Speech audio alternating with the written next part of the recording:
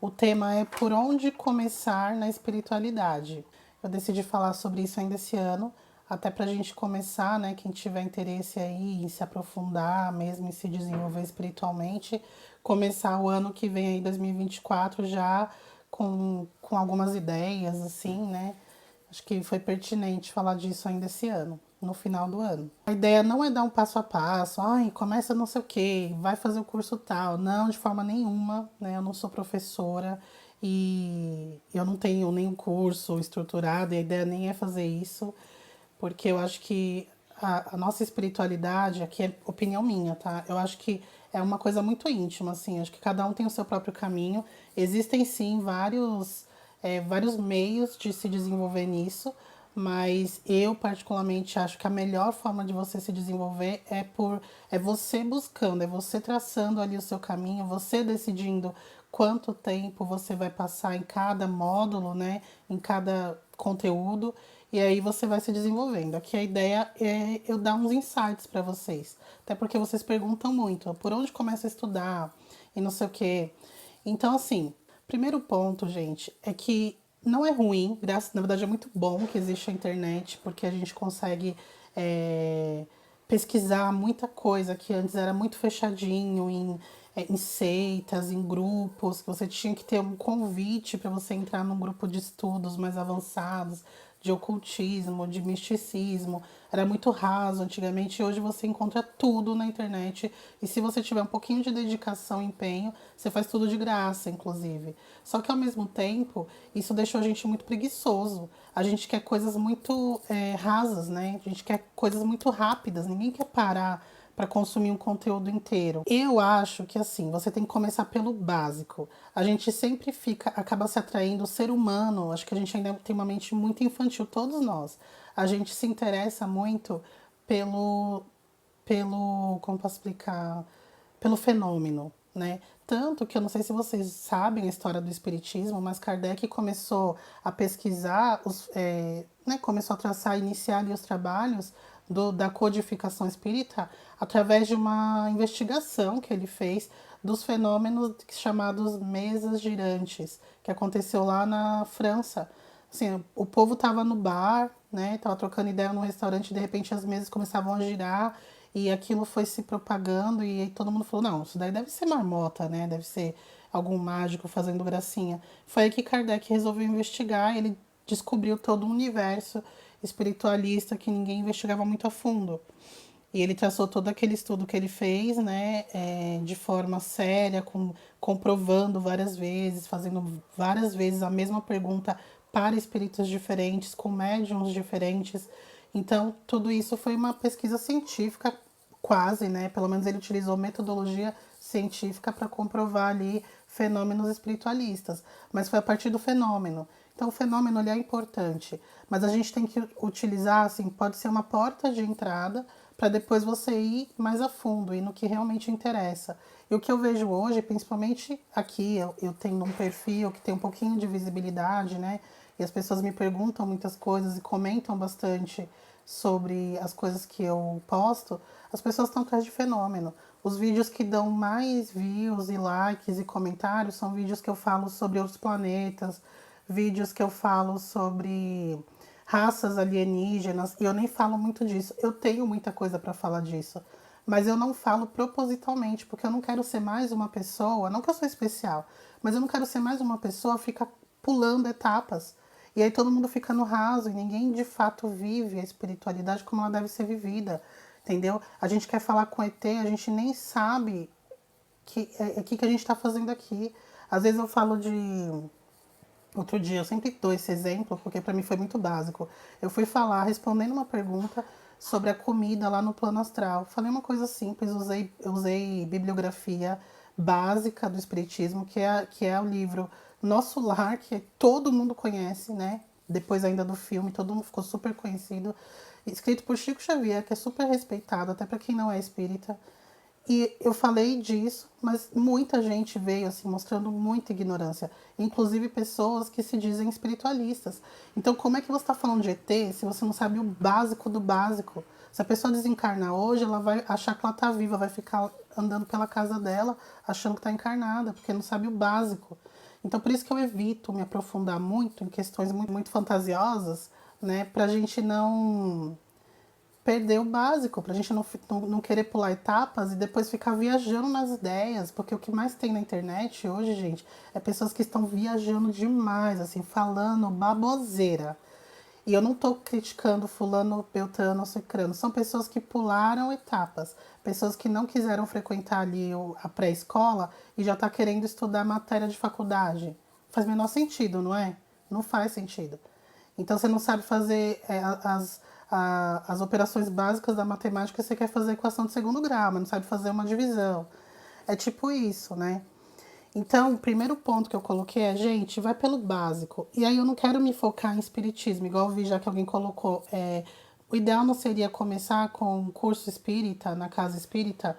É um caminho muito bom, porque o espiritismo eles começam muito do básico. Eu sempre falo que o que eu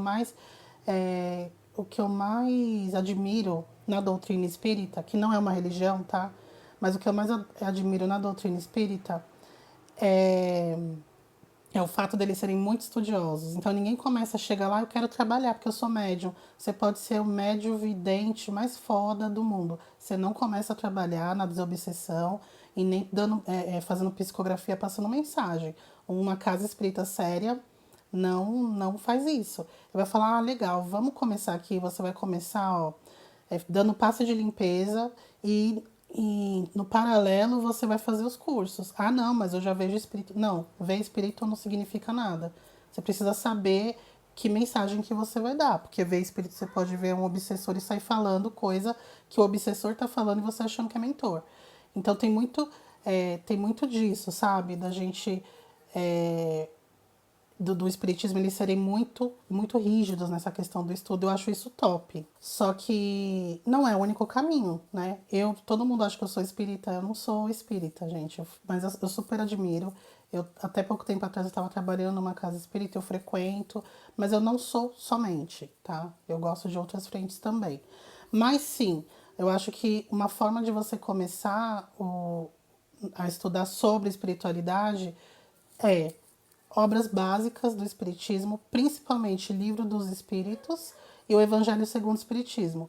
O Evangelho segundo o Espiritismo, ele tem um viés um pouco mais cristão, então é como se fosse uma releitura da Bíblia, mas ele é super... Eu ia até trazer aqui, esqueci de pegar. Ele é como se fosse uma releitura da Bíblia, sim, mas é super fininho. Daqui a pouco eu leio as perguntas de vocês, tá? E, e é bem legal, mas o livro dos Espíritos são perguntas sobre vários temas que vocês me perguntam, inclusive, que Kardec fez aos espíritos. Então as respostas estão na íntegra. Kardec não editou aquelas respostas. Do jeito que os espíritos responderam, ele colocou. E esse livro não é um livro para você ficar devorando. É um livro para você colocar na sua cabeceira e você ler uma pergunta, no máximo duas por dia, antes de dormir, né, por noite, e refletir sobre aquelas perguntas. Muitas coisas de mistérios da vida, não sei o que, vão ser explicadas ali. Então, gente, Livro dos Espíritos é livro básico de consulta eterna. Você pode ter lido ele umas 5 vezes. Passados 5 anos, você vai falar, nossa, eu vou ler de novo. Porque coisas que não fizeram sentido 5 anos atrás vai te fazer sentido depois, porque você vai ter acumulado alguns outros conhecimentos aí no meio do caminho. Outra coisa, que quem não faz parte da, do meu grupo no Telegram, que é bem recente, são poucas pessoas que estão lá, mas quem tiver interesse, hoje eu coloquei os 13 livros da coleção do Chico Xavier com o André Luiz, né? André Luiz é o espírito que o Chico mais psicografou junto com o Emmanuel, né? Mas eu acho que o André Luiz ele psicografou mais livros com esse espírito, que foi o autor de Nosso Lar, inclusive. Então, Nosso Lar é o primeiro livro de uma série chamada Vida no Mundo Espiritual. Eu disponibilizei os 13 livros hoje. Gente, esses 13 livros é assim, ó. Você leu esses 13 livros, você zerou o game, assim, meu. Eu super indico, assim, ó. É conteúdo da mais fina estirpe, sabe? Não tem ninguém ainda que superou aquilo ali, tá? Não tem ninguém que superou aquilo ali. Ah, é uma leitura um pouco mais difícil. Ai, gente, vamos usar a mente. Para de ser preguiçoso, vamos parar de ser burro, tá? Ai, mas eu gosto de ler coisa. Igual as pessoas às vezes fazem um post lá, maiorzinho, assim, com 2 parágrafos. Ai, é um tratado, é uma bíblia? Para, abre a cabeça. A pessoa quer falar com o ET, mas tá com preguiça de ler um parágrafo, tá? Aí o ET vai perder muito tempo com gente preguiçosa que não quer assistir um vídeo de mais de 2 minutos, não quer ler mais de um parágrafo. Aí tem dificuldade. Se esforce, tá? Que a gente tá aqui é para se esforçar. Ninguém tá aqui para ficar vivendo de brisa. Então tem que se esforçar. Você pode levar o tempo que for. Enfim. Então eu coloquei esses 13 livros, coloquei tudo na ordem, tá? Porque é importante você ler na ordem. Não precisa ter pressa. Leia com calma, absorva o conteúdo. A leitura do Chico, a escrita do Chico é difícil. Então leia devagar, sem pressa, mas comece pelo básico. Esse é o ponto principal que eu tô falando. O ponto principal é comece pelo básico. Inclusive, uma coisa importante é não descarte tudo que você tem de base espiritual. Se você foi evangélico, se você era católico, não descarte o conhecimento que você tem da Bíblia. Gente, a gente tem que parar de achar que tudo é tudo ou nada, é 8 ou 80. Ah, se a Bíblia não é 100% correta, então ela é lixo. Ela não é lixo, de forma nenhuma, ela é incrível. Só que ela não é 100% correta, porque a gente tem que considerar uma série de fatores, como foi escrita há 2000 anos, você não podia falar tudo, existe uma questão de tradução, né, que limita muito o entendimento em outros idiomas, existe uma questão de tempo, da época que foi escrito aquilo. A mulher era mais submissa, né? A mulher era praticamente um objeto ali dos homens, não tinha nenhuma voz, então é extremamente machista. A Bíblia ela veio para tirar as pessoas do canibalismo, praticar o canibalismo não, mas do primitivismo mais violento e primário que a gente tinha. Então ela veio com muitas regrinhas bestas que obviamente não cabem mais no ano de 2023. Só que serviu há 2000 anos, 2023 anos. Só que agora não, e ninguém quer ficar atualizando. Então, assim, tem muita coisa importante, tem muita coisa interessante, tem muitas parábolas, né? Porque Jesus falava em parábolas incríveis ali, e a gente não pode descartar tudo. Só que a gente precisa entender que muito do que está ali serviu para aquela época e não serve mais. Então é isso, não precisa você jogar tudo pro alto e você falar, ah, isso aqui é lixo. Não, não é lixo. As coisas que o padre falou para você, que o pastor falou para você, 100% maravilhoso? Eu imagino que não. Mas também 100% errado? Também imagino que não. Então não descarte as coisas. A gente tem que parar de achar que existe uma doutrina, uma religião que fale tudo maravilhosamente bem, sem nenhum erro. Não existe. O inteligente é você pegar um pouquinho, o que faz sentido para você, um pouco de tudo, e montar ali o seu conhecimento. O que faz sentido. Tem coisa que não faz sentido, você ó, descarta e segue o jogo. A Liliana Bezerra, não seria ideal começar a estudar em grupos no centro espírita? Como eu falei, é um caminho, mas não é o único caminho. Existem outras doutrinas, eu não sei se é doutrina, mas, por exemplo, a Rosa Cruz, nossa, eles são incríveis nesse campo de estudo de espiritualidade. Incrível mesmo. Eles têm ali vários níveis, e você só consegue ir para o próximo nível depois que você faz os primeiros, como é nos estudos espíritas, por exemplo. Então, cada um tem que ir para onde mais se enquadra, né? Para onde você se sente mais confortável. Mas o espiritismo é maravilhoso, porque eu mesma estudei, comecei por lá. Não só comecei, eu fiz todos os estudos. Inclusive, eu vou fazer uma reciclagem no mediúnico ano que vem, no Centro Espírita. Marco, já li muitos livros, já visitei alguns centros, mas não avanço. Chego lá e não sinto nada, nadinha. E eu sou médium e eu vejo, ouço, sonho, sinto, mas não sei o que acontece comigo. Mas o que você está querendo sentir, Marco? Esse é um ponto que eu coloquei aqui também, que eu acho que eu vou até já falar disso agora, aproveitar o teu gancho aqui. Às vezes a gente quer um local que a gente fala, nossa, me encontrei. Esse local é dentro de você, não é um centro espírita, uma religião. É dentro de você, a gente tem que ter humildade. Uma vez eu não lembro quem falou isso, não sei de onde eu ouvi, mas alguém falou, não sei se foi o Wagner Borges, falou assim que a gente tem que ter humildade de entender que certos lugares eles vão oferecer alguma coisa que a gente tem para que a gente está querendo como centro espírita. Eu acho que o desenvolvimento mediúnico num centro espírita é incrível, é seguro, é correto, é ético, não te prende a nenhuma religião, a nenhum preceito. Mas em contrapartida, o centro espírita, ele é lento na hora de você fazer. Ah, eu quero, sei lá, participar de desobsessão, eu quero dar passagem para mentor, não sei o quê. Vai demorar anos para você conseguir fazer isso. E um outro ponto é que o centro espírita é cristão. Então, para quem não gosta dessa coisa mais cristã, vai falar, ah, é muito cristão, é muito, ah, irmãozinho, Jesus, né, não sei o que, Maria, nananã. Mas aí você fala, o que eu tô buscando aqui? Eu tô buscando, no exemplo que eu dei, né, o meu desenvolvimento mediúnico. Então, esse restante aqui fere muito seus valores. Falar de Jesus fere demais seus valores, porque eles não te obrigam a nada. O centro espírita é super, super aberto. Você pode ir em mais 500 mil lugares diferentes, não precisa esconder. Eles super ficam tranquilos. Ah, eu vou na Umbanda, eu vou não sei aonde, tá tudo certo. Você vai onde você quiser. Você chega lá, não tem essa coisa de, ah, tem que se batizar, tem que pagar não sei o quê, tem que... É só estudar e trabalhar dentro da sua escala e acabou. Precisa dar dinheiro, não precisa fazer nada. Se quiser doar aqui para aluguel, porque eles não cobram das pessoas que estão indo lá pedir ajuda, então são os próprios trabalhadores que mantêm a casa. Se você puder ajudar, será bem-vindo. Ponto. Ah, é, mas porque eles falam de Jesus, então não toca meu coração. A gente tem que ter humildade. Então todo mundo vai ter que abrir seu próprio centro, sua própria igreja. Então, assim, você tem que ter muito claro o que eu estou buscando. Me desenvolver mediunicamente num local seguro, onde eu vou estar bem amparado. Se acontecer alguma merda, vai ter alguém ali para me ajudar. Ou eu quero um pai, um pai em forma de religião. Entendeu? Porque essa satisfação vai vir de dentro de você. Lugar nenhum vai te dar essa satisfação.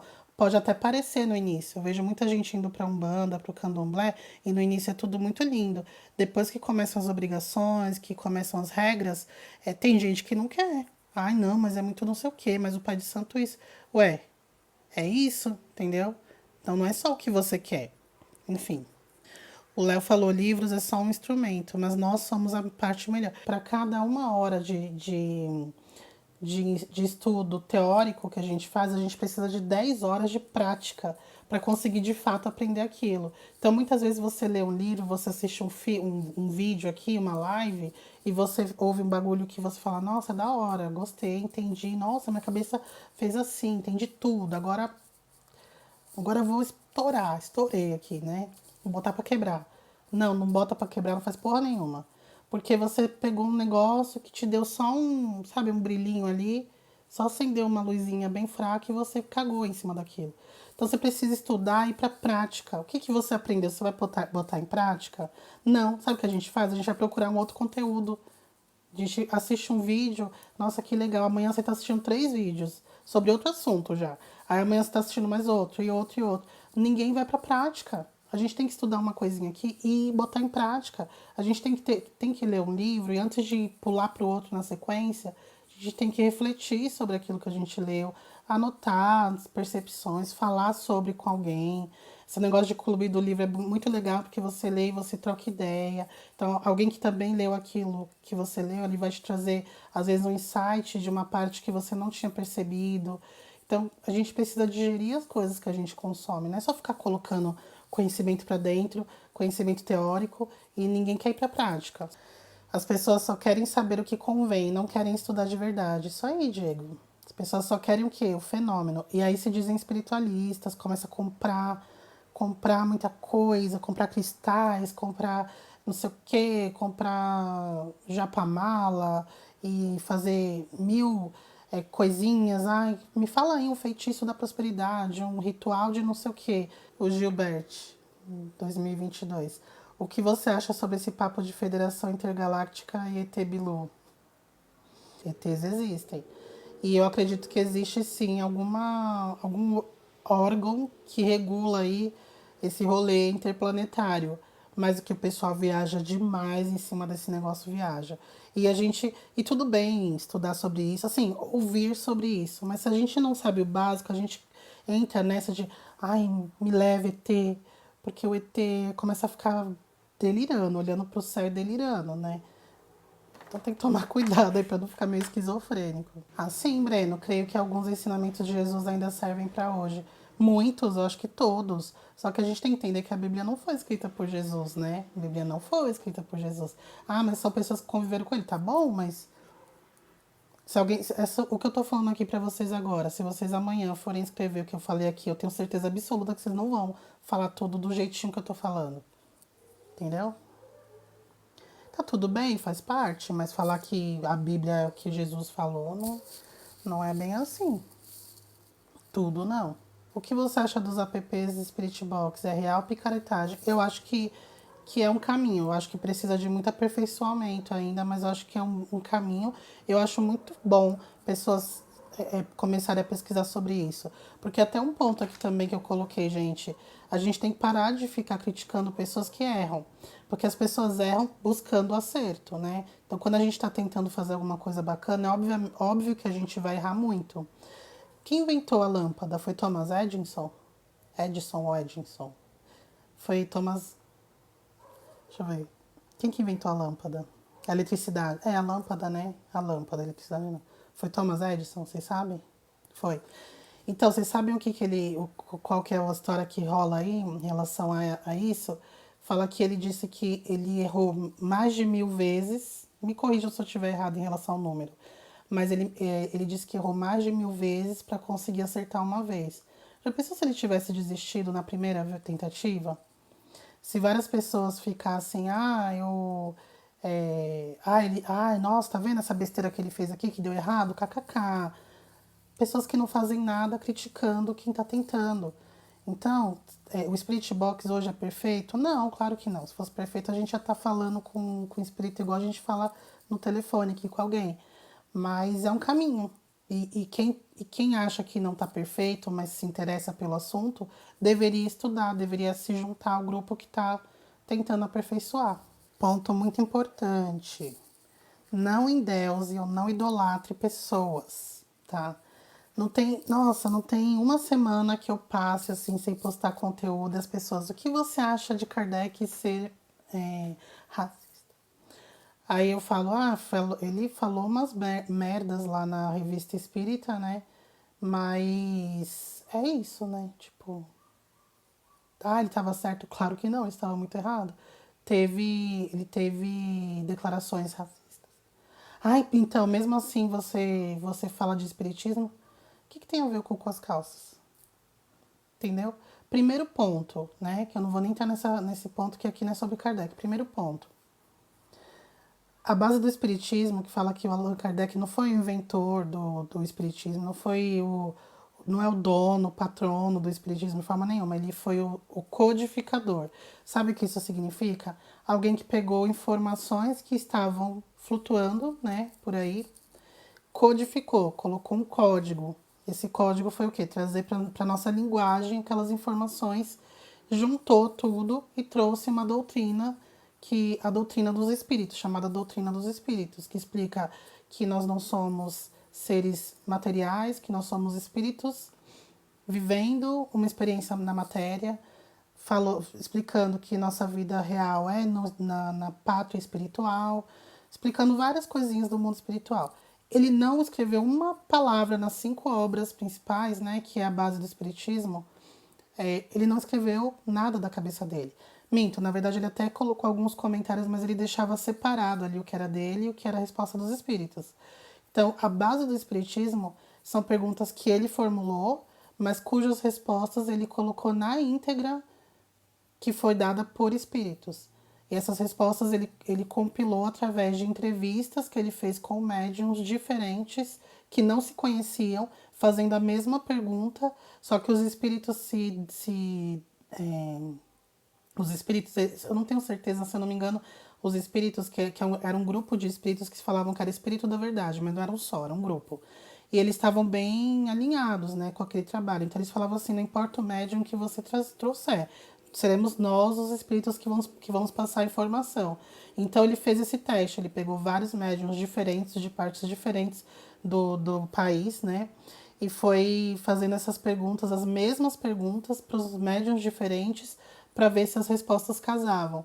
E quando todas as respostas batiam, ele ia lá e colocava no estudo, no compilado, codificava. Então, as respostas não foram dadas por ele. Por que raios eu vou pegar e jogar todo esse conhecimento incrível, único, ninguém fez isso antes e nem depois, porque ele fez uma série de declarações completamente racistas daquela época. Aí tem pessoas que justificam, mas era uma época onde a Europa achava que era superior a outras raças e não sei o quê. Justifica. Eu entendo, mas eu não concordo. Mas ao mesmo tempo, eu não vou descartar o que eu acho que é incrível daquilo que ele fez. Que nem eu e nem quem está criticando fez nem 1%. Esse é o ponto. Nós criticamos pessoas que tiveram coragem, dedicação e disciplina para fazer o que a gente não faz nem 1%. Por quê? Porque não tem coragem, disciplina nem dedicação. A nossa dedicação, coragem e disposição é para criticar. Então você não pode endeusar nem idolatrar ninguém, nem mesmo o Chico Xavier. Ele também teve vários erros. Mas aí você vai jogar toda a obra incrível desse cara no lixo, porque quando ele iniciou lá, acho que foi na década de 50, ele fez. Dizem que o Chico fez uma sessão mediúnica onde ele fez ele utilizou a mediunidade dele de materialização. Então, ele materializou uma pessoa ali. Teoricamente, era um espírito. E depois descobriram, nunca ficou provado, mas parece mesmo assim, eu dei uma estudada sobre, que era fraude, não era espírito, era uma pessoa.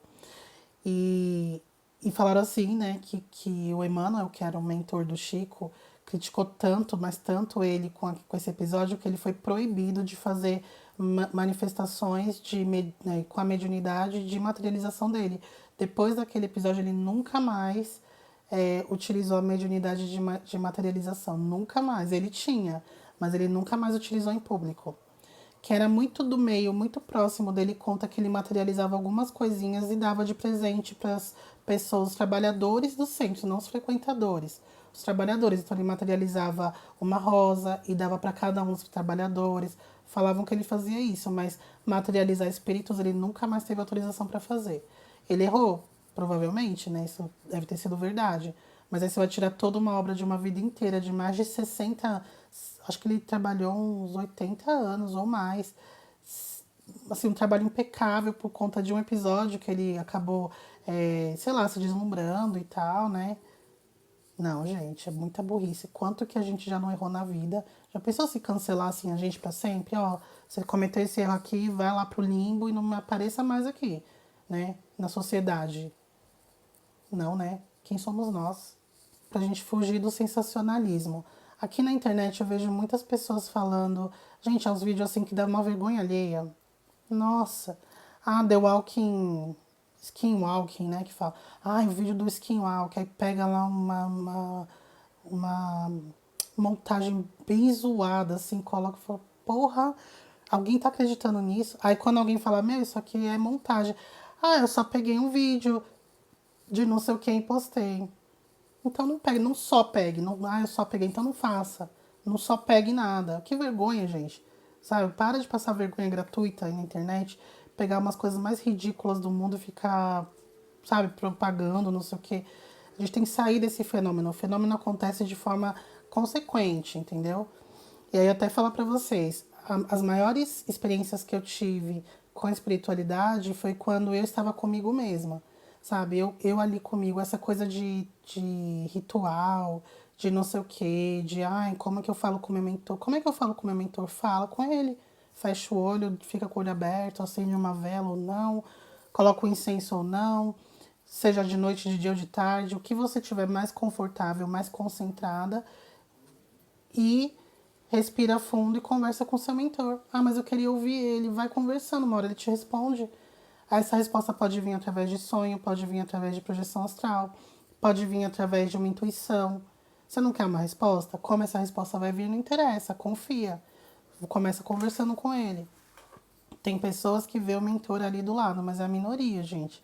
Nós estamos em frequências diferentes. A gente tem que entender que a espiritualidade real, ela é muito mais simples do que a gente imagina.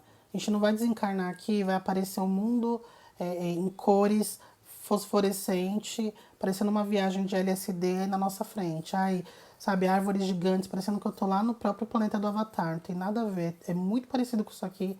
Não é à toa que muita gente desencarna e não percebe que desencarnou, porque é tudo muito parecido, tá? Então a gente tem que parar de ficar pensando, parecendo que a gente é um monte de criança querendo viver na fantasia, né? Querendo ver unicórnio. Boa pergunta aqui do Júnior. Boa noite, Ju. O déjà vu tem alguma coisa espiritual? Tem. O déjà vu pode ser algumas coisas, aí tem também algumas teorias. Uma coisa que pode acontecer bastante é você ter. Você tá passando por um local que você já passou em outra vida. Você passar na frente de uma casa que você já viu em outra vida, você reconhecer alguém. Eu lembro como se fosse hoje, eu tinha uns 7 anos de idade. Minha família estava de mudança, a gente morava né, numa casa, a gente estava mudando para outra. E aí o caminhão de mudança tava lá, né, na frente do. Eu morava num prédio, o caminhão de mudança tava lá na rua. E aí tava passando os ajudantes para pegar os móveis, né, e levar pro caminhão de mudança. Eu era pequenininha, tava que nem uma barata tonta correndo, né, acompanhando os caras. Aí de repente saiu um cara do caminhão, um rapaz novo assim, sei lá, que eu me lembro, ele devia ter uns 18 a 20 anos. Ele olhou pra mim assim, eu olhei pra ele, eu falei, eu tenho certeza que eu conheci esse rapaz. Ele olhou pra mim assim, olhou assim, aí minha mãe já me pegou assim, né? Ele, criança pequena, né? Aí depois ele chegou assim pro meu pai e falou assim, Senhor, desculpa, mas assim, eu tenho certeza que eu conheço a sua filha. Aí meu pai, como assim? Falou assim, não, eu tenho certeza que eu conheço. Vocês já moraram no bairro tal? Vocês não sei o que, não sei o que. Ele falou, não, não, não, não, não. Ah, mas não sei o que. E eu também, só que eu não falei nada porque minha mãe ficou mandando calar a boca, né? Porque ela ficou meio assustada, o cara me olhando assim. Mas na minha cabeça, aquele cara era um tio. Tinha certeza que era um tio, alguém que eu conheço. Então, assim, acontece. Essa é uma possibilidade. A outra é você ter ido nesse local, você ter visto aquela pessoa, ou ter vivido algo parecido no plano espiritual. Então, você fora do corpo viveu aquilo. Muitas vezes a gente sai do corpo quando a gente está dormindo, nosso, nosso corpo astral sai, né, do corpo físico, e a gente recebe alguma orientação, algum aviso dos mentores, ou até de espíritos aleatórios. Tipo, ah, amanhã vai acontecer tal coisa. Amanhã, sei lá, tal dia vai acontecer tal coisa. Aí quando acontece tal coisa, você fica, nossa, parece que eu já vivi isso. Na verdade, você tá lembrando, num nível inconsciente, que alguém já te contou que aquilo ia acontecer. Agora, uma outra possibilidade que ela é um pouco mais duvidosa, contraditória, é que a gente vive em realidades paralelas. Então, pode ser que em algum nível aí da sua existência, né, você já viveu aquela situação e deu algum bug, sabe? Dizem que a gente tem vários eus vivendo aí várias situações. E às vezes um dos nossos eus viveu aquela situação mesmo que a gente está vivendo. Mas aí é muita viagem, né? Mas tem quem fale isso. Ai, Fernando, eu já. Inclusive, eu queria contar esse relato para vocês, eu não sei se vai dar tempo. Fernando perguntou se eu já tive contato com entidades da Umbanda. Já bastante, muito. Eu frequento a Umbanda eventualmente, eu nunca trabalhei. Eu frequento, eu não sei super sobre a ritualística e principalmente sobre os preceitos da Umbanda. Então eu evito falar porque aqui no TikTok os umbandistas mais jovens estão extremamente militantes, assim. Então assim, eu não quero problema pra cabeça, entrar em debate, sabe? Ninguém costurando meu vídeo pra ficar criticando as coisas que eu tô falando, então eu tô evitando falar. Mas no plano espiritual eu tenho muito contato com essas entidades assim. E eu nem falo que são da Umbanda, porque eles não falam, oi, eu sou o preto velho da Umbanda. Simplesmente aparecem, fazem coisas, e a gente conversa e eu faço tratamento com eles. E ninguém fala que é da Umbanda, ou que é do fulano, ou que é do ciclano. Eu só identifico pela indumentária, pela aparência deles, né? A forma que eles se mostram. E uma coisa curiosa é que lá no astral, o contato que eu tive com essas entidades da Umbanda, né, entre aspas, é que cada um tem seu canto para trabalhar. Diferente de um terreiro aqui que todo mundo trabalha, cada um num dia. Eu já fui num barracão onde um Exu trabalhava, um Exu e uma equipe dele. Inclusive, eu já fui algumas vezes lá, eu contei para vocês recente. Acho que foi na live passada, eu contei isso para vocês. Eu já fui também algumas vezes num local onde um preto velho cuidava. Eu falo preto velho porque ele tinha aquela aparência do preto velho que a gente conhece aqui, né? Mas ele não falava que ia dar umbanda nem nada, mas ele tinha um local assim que parecia uma tenda muito grande, assim, tinha um pátio, tinha uma tenda de atendimento, uma tenda de onde pessoas ficavam internadas, e era um preto velho que cuidava e tinha toda uma equipe em volta. Então, eu também já tive contato com uma cigana e ela ficava numa casa que tinha uma biblioteca. Eu tenho um relato com o meu contato com essa cigana que até hoje é com ela que eu trabalho com meus trabalhos de tarô. Eu não trabalho com tarô cigano, eu trabalho com tarô mitológico e Rider-Waite, mas ela que me acompanha. E, e ela também não ficava andando na Umbanda ou num terreiro de Umbanda. Ela tinha a casa dela. É uma casa mesmo. Então, meu contato é esse. Tamis, depois que começou o canal, sentiu alguma mobilização no mundo espiritual quanto a ataques ou até ajuda? Muito, Tami. Mas assim, muito ataque. Muito ataque. Muito. Diariamente eu tenho que ficar vigilante. Eu já pensei em parar diversas vezes, principalmente no começo. Hoje eu tô assim, os ataques acontecem e me abalam. Mas eu fico mais assim, ataque eu já recebia porque eu ficava andando em locais pesados, bebia muito, não cuidava da minha espiritualidade, né? Só estudava, mas eu não vivia na prática. Então eu já sofri ataque, só que eu sempre estava numa frequência tão baixa, então eu não percebia. Eu só ia perceber quando o negócio estava muito feio. Agora eu percebo porque eu estou conseguindo ficar um pouco mais sutil na maior parte do tempo. Então, quando eu baixo a frequência e o ataque vem, eu percebo logo. Então, assim, se for para receber ataque, que seja porque eu estou fazendo algo bom, né? Não porque eu estou zanzando por aí ou fazendo besteira pelo mundo, né? Então, eu penso assim, mas sim. E ajuda também. Eu tenho muito mais intuição, eu tenho muito mais contato com a espiritualidade quando eu saio do corpo e eu sinto uma força interna muito grande, gente. E não só com esse trabalho, mas na vida, assim, as coisas acontecem, eu me sinto muito forte para lidar, eu não caio assim fácil mais. E quando eu caio logo, eu logo acordo, sabe? Uma coisa bem importante, assim. Questionar é muito importante, é válido, é importante a gente questionar. Outro dia, um rapaz que me acompanha até, assim, não sei se ele tá aqui, se ele vai lembrar, mas ele comentou assim no vídeo: Ju, o que você acha das pessoas que criticam o livro Brasil, Pátria, Coração do Mundo, Pátria do Evangelho? Acho que a pergunta dele foi essa. Que existe um livro que foi psicografado pelo Chico, mas pelo espírito do Humberto de Campos, né? E aí esse livro, ele fala quanto o Brasil ele foi planejado que ele fosse assim um celeiro do espiritismo no mundo, né?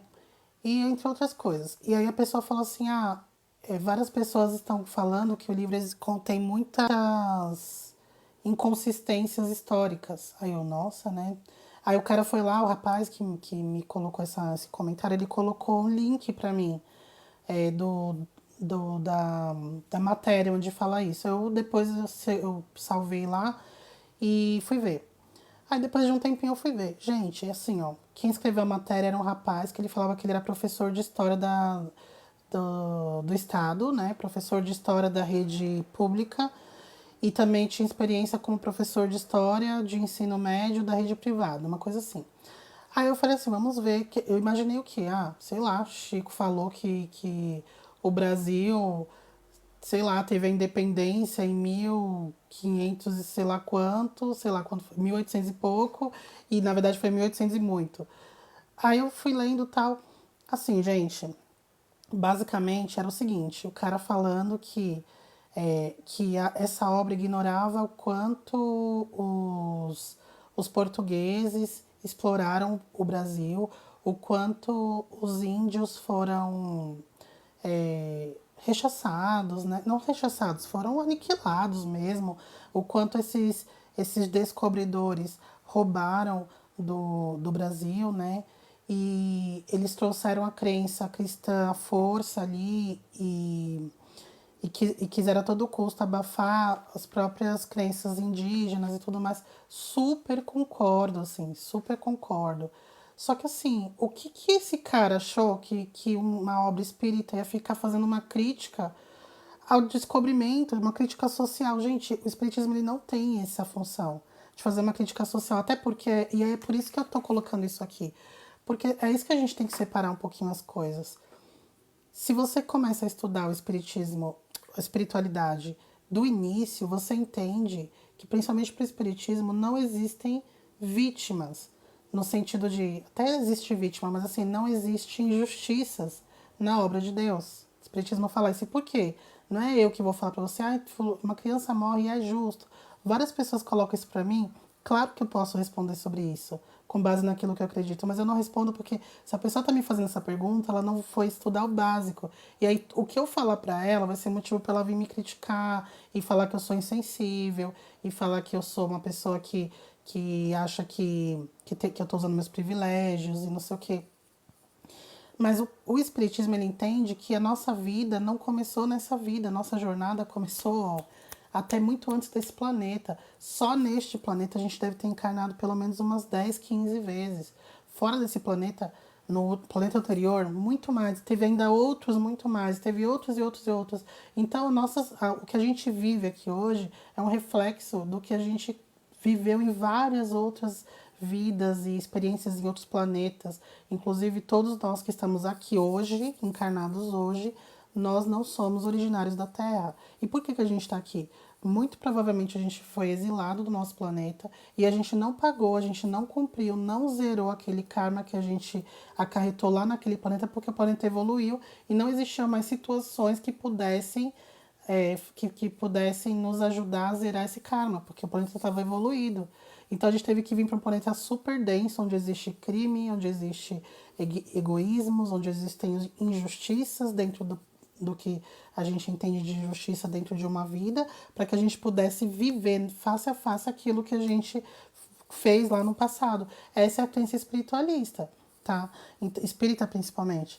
Então, se você tá falando de que, por que Chico Xavier não falou dos índios que morreram quando o Brasil foi descoberto pelos portugueses? Porque não faz sentido para o espiritismo ficar entrando nesses assuntos de justiça social, senão ele mesmo vai entrar em contradição, considerando que as coisas acontecem porque a gente estava naquela sintonia. E por que estava naquela sintonia? Porque em algum momento da trajetória, aqueles espíritos foram os mongóis que arrebentaram com todo o Oriente, entendeu? Foram soldados de Napoleão que saíram devastando a Europa inteira. É isso. Espíritos não nascem do zero, assim, já como seres humanos que pensam, que conversam, que andam. Não, tá? Um espírito novo, ele vem na forma de uma célula, de uma ameba, é isso. Vem no reino mineral, animal, vegetal. Então, se você está encarnando como um ser humano, você já tem, ó, muita história para contar. Inclusive os índios. Inclusive eles. Que eles podem ter sido nós, na verdade, né? Nós podemos ter sido eles. Outra coisa, super importante. Viver é um ato espiritual. Então, assim, não adianta a gente entrar numa onda de eu sou espiritualista good vibes, eu não faço mais nada da vida. Eu só fico estudando, meditando, fazendo técnicas de projeção astral e, nossa, vou garantir meu terreno no céu com isso, né? Vou garantir que eu desencarne e vou parar lá na colônia mais top, na 7ª dimensão de Ural. Não, gente, se você encarnou, você tem que viver, tá, gatinha e gatinhos? Tem que viver. E viver é trabalhar, é pagar teus boletos, é estudar, é namorar, é comer, dormir, se divertir também. Senão você fica um chato e não sai daqui e fala assim, nossa, eu sou super espiritualista. O que você fez da vida? Estudei bastante. Ninguém te mandou pra Terra para estudar, né? Você estudou porque você foi um grande descobridor de alguma coisa. Porque, na verdade, gente, aqui a gente fica estudando o que a gente já estudou. É como se fosse um aprendizado. Estudar é importante, mas lembra? Ir pra prática. Se ficar só no estudo, não faz nada, não adianta, é passar vergonha lá do outro lado, tá? Outra coisa, assuma a responsabilidade sobre a sua espiritualidade. Só corrobora com o que eu falei lá no começo. Não coloque o seu desenvolvimento espiritual na mão de um pai de santo, de um pastor, de um dirigente de centro espírita. Essas pessoas elas podem te ajudar a apontar caminhos, apontar direções, mas você que é responsável pela sua espiritualidade. Então, assim, não sei, desenvolva, sabe? Desenvolva técnicas. Ver o que funciona pra você. Todo dia você parar um pouquinho pra se observar. Nossa, será que eu tô bem? Como é que eu tô? Como é que tá meus pensamentos? Ah, eu tô um pouco nervosa. Por quê? Aconteceu alguma coisa? Não. Então, peraí, deixa eu fazer uma oração, deixa eu acender um incenso. Você vai dormir bem, você acorda mal, estranha. Você fala, o que aconteceu essa noite? Você começa a anotar seus sonhos, começa a estudar. Não vem aqui vocês mandar mensagem pra mim, que não falta direct pra mim assim, ó. Ju, essa noite eu sonhei com um portão vermelho e tinha um ser de capa preta. Eu olhei pra ele e ele falou: Bu, o que significa? Não sei, eu não faço ideia. Como é que eu vou saber? É você que tem que saber. Você tem que ver, peraí, o que eu senti? Esse ser, ele falou alguma coisa pra mim? Foi a primeira vez que eu vi isso? Existe algum portão vermelho aqui perto da minha casa? Eu tava pensando em quê quando eu fui dormir aquele dia? É você que tem que ficar, porque você tem que avaliar os teus sonhos. De vez em quando eu ainda respondo, mas, gente, de uma forma muito vaga, genérica. Tem gente que não gosta. Mas eu não vou chegar aqui, não. Sonhar que pulou um portão vermelho significa que tem um Exu capa preta no seu encalço. Faça isso, isso, isso. Não vou falar isso, tá? Porque eu vou estar sendo leviana e vou estar mentindo. Porque eu não sei. E ninguém sabe. A não ser você. Ju, o nosso reencarne é mais tranquilo do que o desencarne porque esquecemos de tudo? Não, Marco. É o contrário, assim. Todo mundo fala que o reencarne é muito doloroso. Inclusive, um dos livros que eu coloquei pra vocês, que eu acho que é. Porra, esqueci o nome. Dessa coleção do Chico, que é Os Missionários. Obreiros da Vida Eterna, sei lá.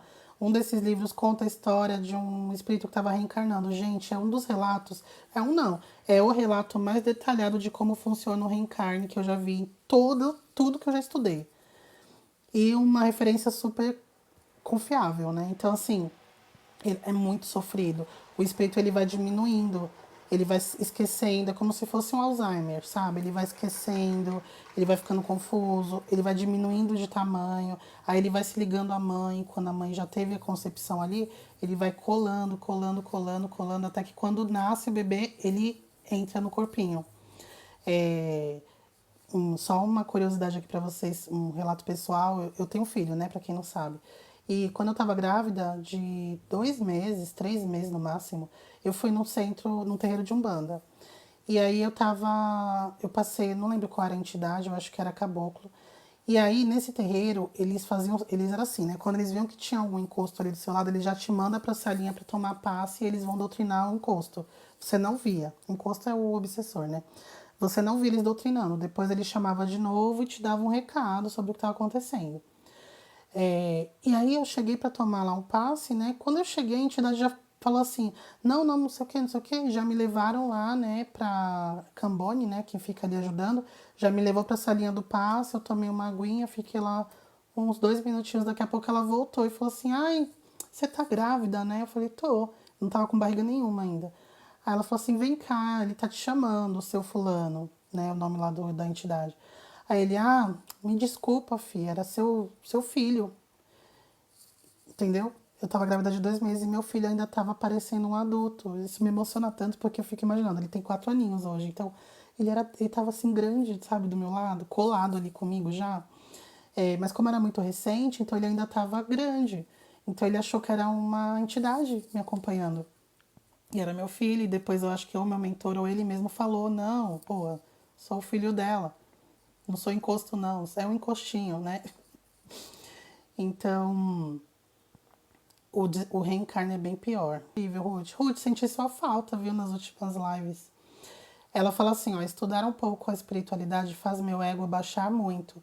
Não me faço de vítima da minha história. Nossa, você falou muito uma coisa que eu também aconteceu comigo, assim, real.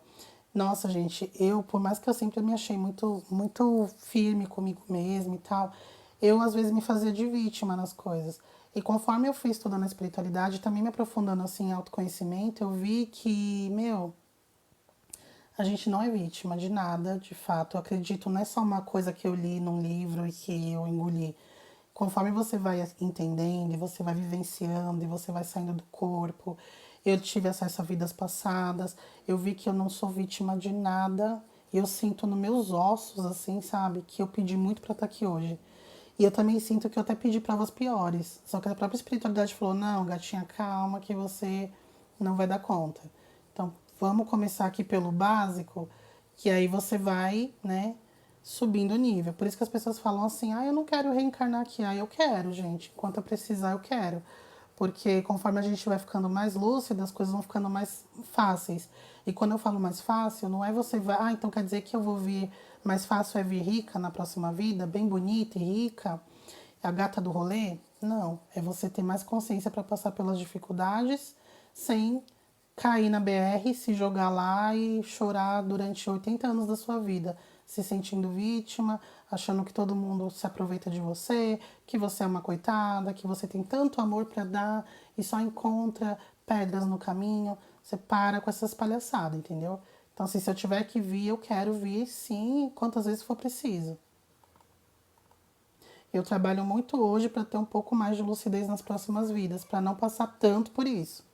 Quando eu sinto que eu tenho com obsessor na minha casa, que tem assédios espirituais fortes, que eu sempre passo, eu mesmo falo, o que eu tenho que fazer?